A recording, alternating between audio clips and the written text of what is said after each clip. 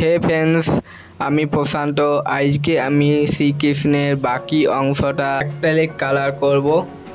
এখন ব্লু রঙের সাথে হালকা হোয়াইট মিক্স করে আমি এখন কালারটা দিচ্ছি।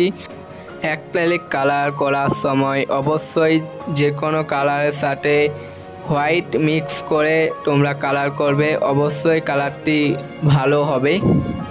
অ্যাক্রিলিক কালার ডার্ক থেকে লাইট করতে হবে, আর ওয়াটার কালার ঠিক বিপরীত, ওয়াটার কালারে লাইট থেকে ডার্ক করতে হয়।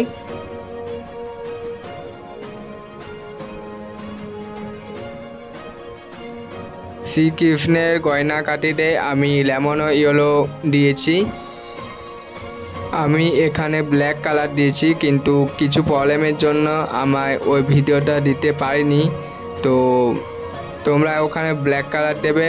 তারপর আমি হোয়াইট দিয়েছি, হোয়াইটের সাথে হালকা পিঙ্ক কালার মিক্স করেছি, আর yellow colour, lemon yellow colour দিয়েছি।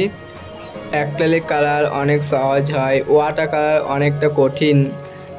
নেক্সট ভিডিও আমি ওয়াটার কালার পেন্টিং করব, ওখানে আমি অনেক ওয়াটার কালার টেকনিক আমি বলবো, তো অবশ্যই ভিডিওটা পুরোটা দেখবে।